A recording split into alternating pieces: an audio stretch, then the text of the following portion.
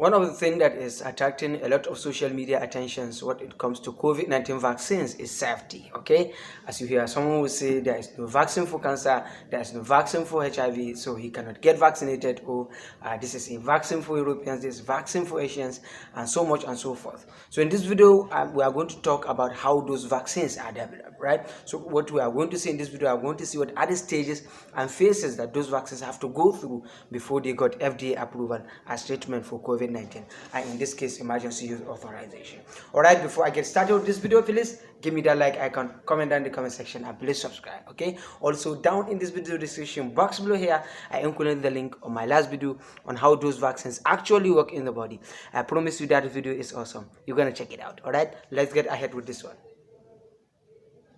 First of all, I want to have a complete understanding of what the goals of vaccine development are. There are basically two goals for any vaccine to be developed, not specifically only for COVID-19. All vaccines, there are two goals in developing them. And the first goal is safety. These have the utmost priority. This is the most important for any vaccine to be developed. The vaccine have to be safe, with minimal side effect as possible, and with no causing of any comorbidities to the patient when anybody receiving the vaccine. So the second goal is efficacy. This is too very important when it comes to vaccine development, because even if the vaccine is safe but it is not effective against the disease, so the vaccine is more or less useless. But efficacy is in two ways. The first one is efficacy of the vaccine to prevent the disease, and the second one is efficacy of the vaccine to prevent infection. So what I mean here is that COVID-19 have symptoms from mild, moderate to severe. Okay, so what we want to know is that, is the vaccine protective against forming the mild, moderate, or severity of the case? One, or is the vaccine protective against asymptomatic infections, right? Where someone will have the virus but he's not showing any symptoms and go on separating the virus to others. So these are the two goals for any vaccine to be developed. Vaccine development broadly have two phases, which are the preclinical phase and the clinical phase. So now let's see how are these basically testing in each of these phases to meet the goal of safety and efficacy. So the first phase, as I told you, is the preclinical phase, and this is basically animal testing. So what happens at this phase is that we give the vaccine to animals, and after giving the vaccine to animals, usually some little mice, they monitor side effects. So side effects ranging from skin irritation to fatigue to fever and worse, death. So next thing, after monitoring side effect, they check for efficacy, and they check for efficacy by monitoring the antibody production. That is, they check to find out if there are a certain amount of antibodies that is produced by these animals, and if these antibodies are effective in combating the disease, and in this case, the SARS coronavirus type 2. So next thing is that they gave the mice the virus, right? So, and the rationale behind it is that they gave the animals the virus to see if the vaccine they gave them can prevent the animals from getting diseases, and in this case from getting infected with the SARS coronavirus type 2. So after all those couple of things at this stage, and when they see the goals of safety and efficacy are met, so they move on with the next phase, which is the clinical phase. The clinical phase is basically human trial. So at this phase, they test the vaccine on humans, but because this phase involves human trial, so it's kind of regulated. and it involves 3 phases, which are phase 1, phase 2, and phase 3. And in each of these phases, there is a goal that need to be achieved. So let's see the couple of things that happens in each of these phases.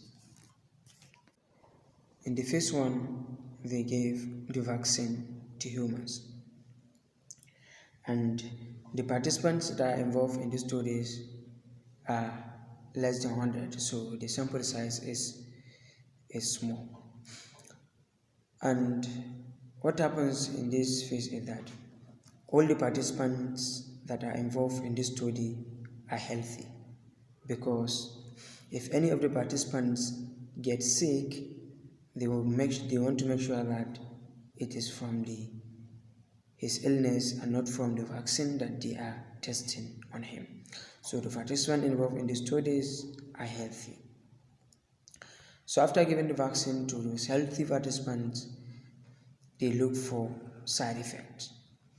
Side effects like skin irritation, fatigue, fever, headache, cough, and the worst, death. So after looking for the side effect, so they check for the suitable dose for the vaccine.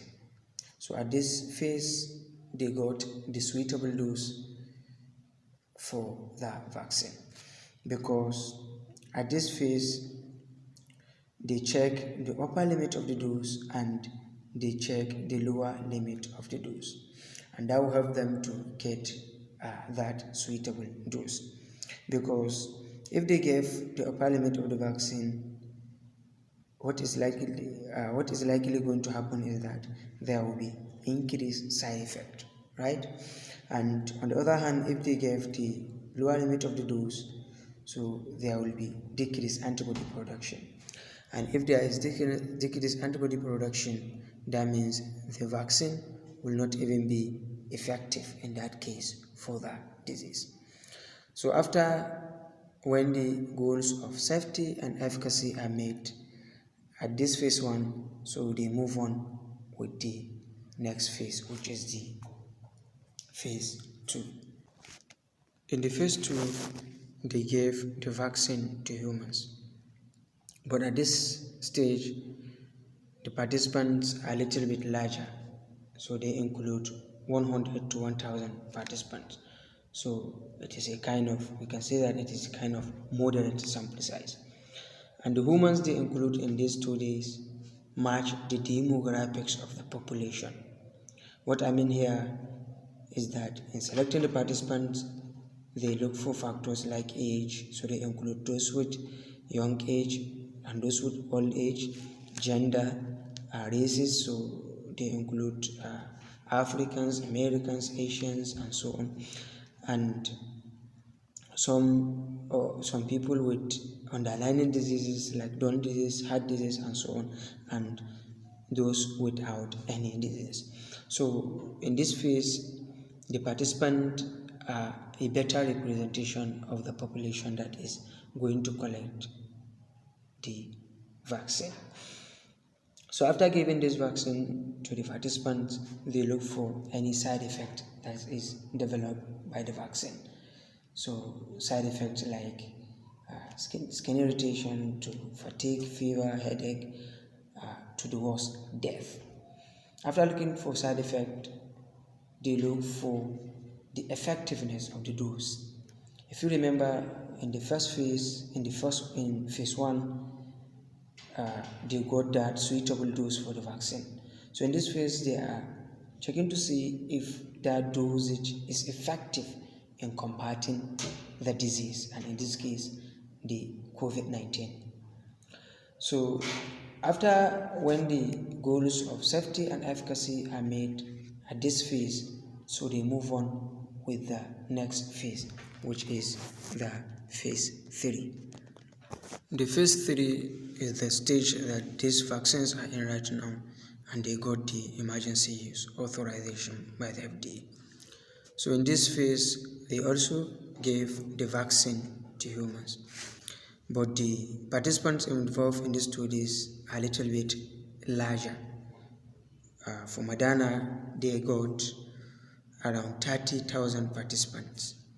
And for Pfizer, they use about 43,000 participants. So, as also in the phase 2, the participants involved in these studies also match the demographics of the population. So they consider factors like age, gender, races, those with underlying illness, and those that are healthy. So what happened in this phase is that they look for the effectivity of the vaccine in real life situation. So what they do is that they divide these participants into two. So for example, I will take the participants of Moderna, 30,000. They divide these 30,000 participants into two groups. So each group will have 15,000 participants each.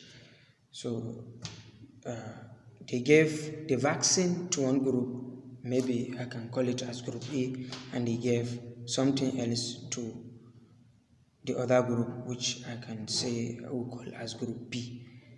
And the group that receive something else, usually normal saline, are called the placebo group.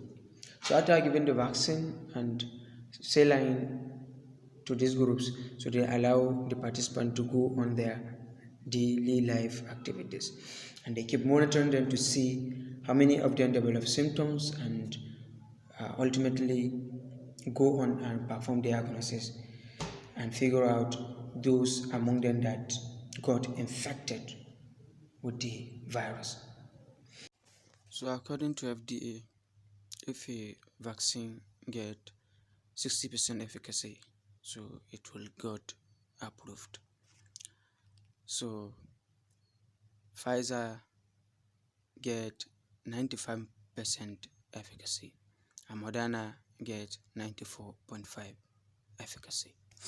So both of them get emergency use authorized. Guys, that's it for this video, and that is what I got for you for the week. Please, if you think others in any way can benefit from this video, please share it with them. And if you are new here, hi, I'm Salis. Please subscribe to my channel, and in fact hit that notification bell so that you won't miss any of my upload. And if you have any question, not specifically only on this video, in any of my videos or in COVID-19, please let me find it down here in the comment section. I'm going to review and give you a sensational feedback, and in fact if it's worth a video, I'm going to create a very nice video specifically for your comment. Thanks for being with me always, and I look forward to seeing you next time in my channel. All right, see you next time.